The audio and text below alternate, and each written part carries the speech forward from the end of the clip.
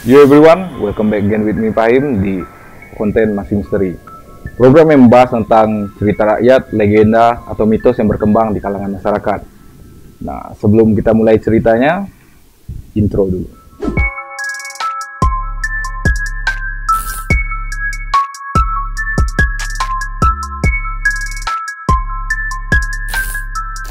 Nah, untuk episode kali ini gue akan membawakan cerita yang cukup terkenal di kalangan masyarakat di Kabupaten Lebong.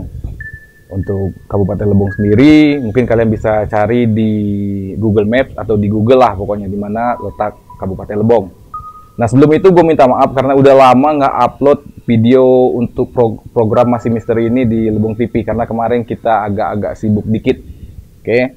Nah, kali ini gue akan membawakan cerita yang menarik yaitu tentang buaya buntung. Buaya Buntung bukannya lagu Inul Daratista, tapi Buaya Buntung yaitu cerita rakyat yang gimana ya, yang cukup seru untuk dibahas kali ini. Yaitu Buaya Buntung ini juga ada keterkaitannya dengan sejarah Rejang atau suku Rejang yang ada di Kabupaten Lebong. Nah, sebelum itu gue akan menceritakan mulai dari awalnya. Jadi Buaya Buntung ini ada buaya raksasa, karena buaya kumbang lah gitu katanya. Buaya kumbang, buaya besar raksasa yang kalau ukurannya itu melebihi buaya-buaya pada umumnya, dan juga dia buntung gitu. Ada beberapa data yang kita dapat, yang hasil kita riset, yang dikatakan kalau buaya buntung ini adalah siluman. Ada juga buaya buntung ini jelmaan, atau ada juga emang buaya buntung ini emang bentuknya makhluk astral, tapi bentuknya emang seperti buaya. Jadi bisa kalian persepsi sendiri atau punya ini sendiri, bisa taruh di kolom komentar gitu.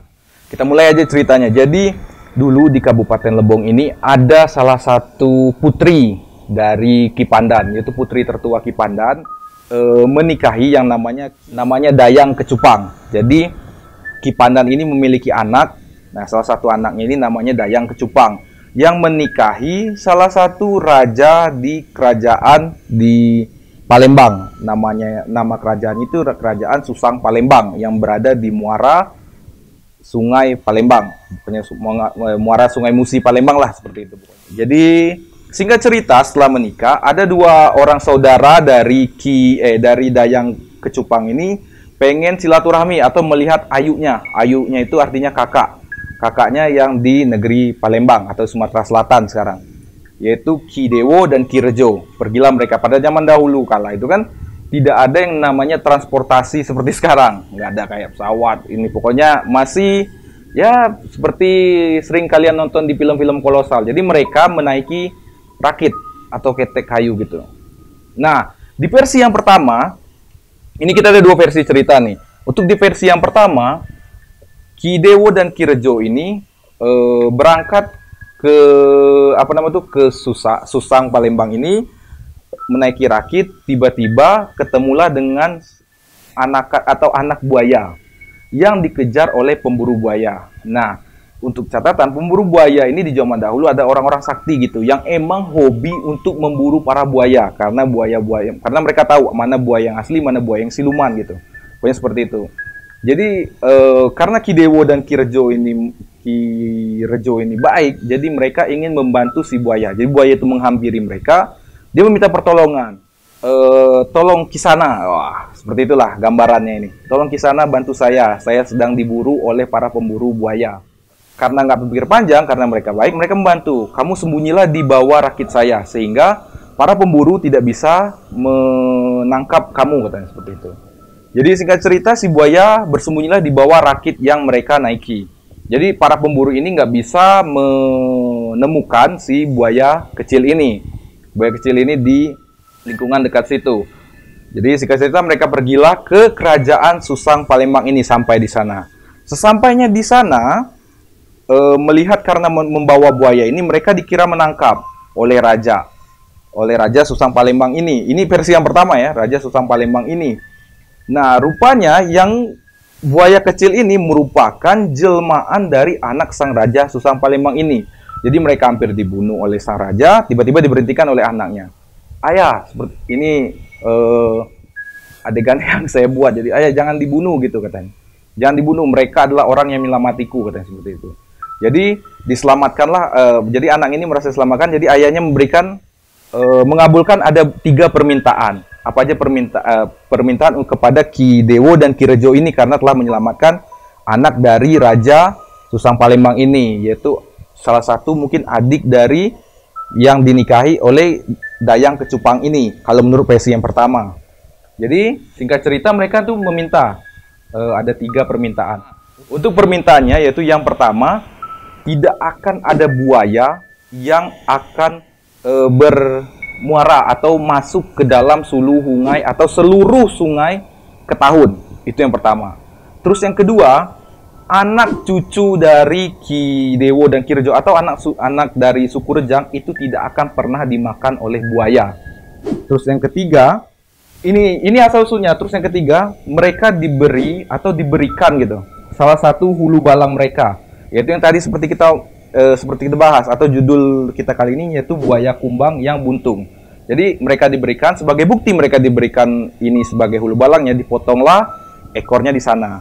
Jadi dibawalah pulang ke Kabupaten Lebong, dan sekarang menurut Kuncen atau juru kunci yang berada di sini, buaya buntung ini berada di Sungai Ketahun. Jadi dia keliling Sungai Ketahun untuk apa ya? Mungkin patroli atau mungkin keliling untuk mengamankan wilayah Sungai Ketahun agar buaya-buaya atau yang lain tidak mengganggu seluruh Sungai Ketahun, seperti itu. Nah, jadi buaya itu sudah bawa sini. Nah, sudah pulang sudah ke provinsi sini. Di mana tempat mantap ini Muara Ketahun menjaga seluruh sini. Tidak boleh air buaya naik dari air Ketahun, tidak boleh. Ya buaya kumbangnya posisinya Nah, tahu kan? Muara Ketahun. Di stop. Keliling tempat cowok, keliling tidak. Nak ada laut keliling.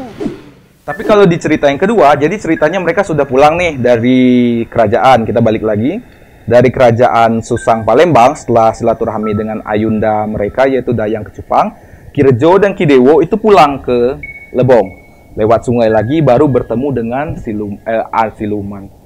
Anak buaya ini sama seperti cerita yang di pertama, lagi diburu, dia sembunyilah di bawah rakit. Singkat cerita, jadi ibu buaya ini datang.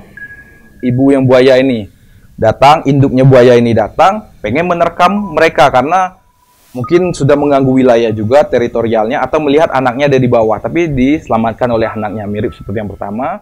Jangan ibu, mereka adalah yang menyelamatkan saya. Jadi singkat cerita, ibunya merasa ini berutang nyawa, dibawalah ke bawah sungai yang mereka lewati. Rupanya di bawah sungai itu ada kerajaan buaya. Tapi kerajaan buaya ini ketika dia keluar dari masuk ke dalam kerajaan buaya, mereka berubah wujud. Wujud mereka sama seperti manusia. Disitulah mereka dijamu dan dipertemukan dengan raja buaya tersebut. Sama seperti cerita yang pertama, mereka dikabulkan ada 3 permintaan gitu. Jadi permintaan yang pertama, Sungai Ketahun tidak akan pernah dimasuki buaya sampai hari kiamat.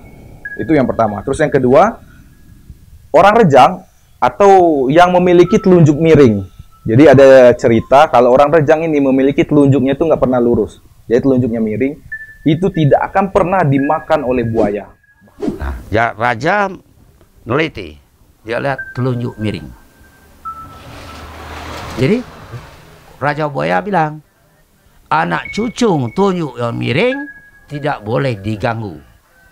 Siapa seluruh buaya tidak boleh ganggu dari dunia sampai akhirat selamanya. Gimana saja ketemu tidak boleh diganggu. Bahkan banyak cerita, banyak juga referensi dari data-data yang kita kumpulkan. Orang Rejang itu bahkan sering diselamatkan oleh buaya. Ada juga dulu cerita di Lampung, seorang anak gadis itu terjatuh dari kapal. Dari kapal diselamatkanlah oleh buaya, dibawakanlah ke hilir atau ke pinggir gitu. Dan sekarang orang itu kata menurut juru kunci kita Kuncenin yang kita dapat cerita, dia bahkan sudah dewasa dan sudah memiliki 2 orang anak. Karena dia masih keturunan suku Rejang. Boleh matahari, belum, coba lihat. Lebih sudah terjadi di Lampung. Sudah. Seorang gadis jatuh di laut. Diangkat oleh buaya. Nah, 1 hari 1 malam sudah di sisi. Mana bisa hidup 40 kilo luar jatuh. Nah, masih hidup sekarang. Sudah anak 2 di sekarang orang tuh. Jadi membuktikan kalau emang pengabdian buaya ini emang benar nyata kalau menurut cerita si Kuncen. Jadi untuk kita balik lagi. Jadi yang pertama permintaannya itu Sungai Ketahun tidak akan pernah dimasuki buaya sampai akhir kiamat. Terus orang Rejang atau suku Rejang yang memiliki telunjuk miring dan juga tanda, yaitu memiliki 3 orang yang memiliki gelang atau kalung 3 benang, yaitu warna merah, putih, hitam. Itu tidak akan pernah dimakan oleh buaya dan telunjuknya miring ini. Karena telunjuk orang Rejang katanya nggak pernah lurus kalau kayak gini, jadi agak-agak bengkok sedikit gitu. Nah, terus yang terakhir, mereka meminta hulu balang mungkin untuk sebagai penjagaan mereka atau yang membantu mereka untuk mengamankan di daerah Lebong. Di daerah Lebong. Jadi singkat cerita diberikanlah hulu balang ini berupa buaya buntung yang menurut cerita Rikuncen dia pernah ketemu ukurannya sangat besar gitu, melebihi buaya pada umumnya. Dan juga buntung sebagai pembuktian kalau mungkin beda dari buaya yang lain gitu. Jadi di ekornya dipotong, saat itu dibawa ke Kabupaten Lebong. Mungkin saat itu nama Lebong mungkin bukan Lebong mungkin, atau Rengas Kalawi atau apa gitu. Bisa kalian taruh nama-nama yang kalian tahu di kolom komentar gitu. Jadi singkat cerita, buaya ini sekarang menurut data yang kita dapat, informasi yang kita dapat, mendiami Sungai Ketahun, yang dimana di Sungai Ketahun dia melindungi Sungai Ketahun tersebut. Juga ada cerita yang kita dapat, selama buaya buntung ini menjaga Sungai Ketahun, pernah cerita ular kepala 7 yang pernah kita bahas itu memasuki Sungai Ketahun dan dijagalah oleh buaya buntung ini. Mungkin singkat cerita, ada cerita juga yang versi lain, tapi kita mengatakan versi ini nih. Jadi si ular kepala 7 ini pengen masuk ke Sungai Ketahun karena mau ke arah laut, tapi dihadanglah oleh buaya buntung. Karena mungkin kesaktian buaya buntung lebih kuat daripada ular kepala 7 ini, jadi si ini mundur dan pengen tidak mau dibunuh. Jadi diomonglah sama buaya buntung, kalau kamu tidak mau dimusnahkan atau dibunuh, kamu harus menjaga salah satu tempat yang ada di Kabupaten Lebong, keramat yang ada di Tes, yang ada di Danau Tes itu.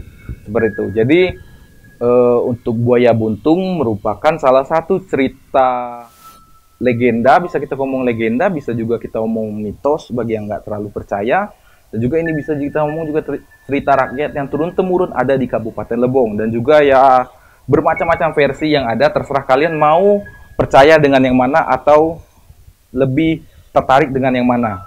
Kita juga bisa berdiskusi, kalian bisa taruh semua pendapat-pendapat kalian di kolom komentar. Jadi seperti itulah cerita rakyat atau mitos atau legenda tentang buaya buntung yang ada di Kabupaten Lebong, yang selama ini melindungi masyarakat Rejang, dan juga sebagai 3 janji bahwa buaya tidak akan pernah memakan atau memangsa atau mencelakai anak-anak cucu suku Rejang. Dan sampai sekarang kita juga belum pernah mendengar bahwa anak Rejang atau suku Rejang mati atau meninggal atau celaka dimakan oleh buaya. Nah, mungkin seperti itulah cerita yang bisa gue bawakan kali ini. Jangan lupa subscribe, like, dan share apabila kalian suka dengan konten Masih Misteri.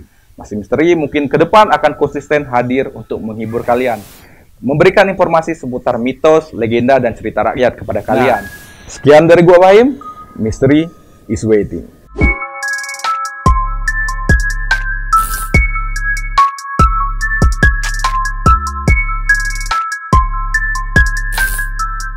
If you like more video like this, please click link below and please subscribe like here. Remember, mystery is waiting.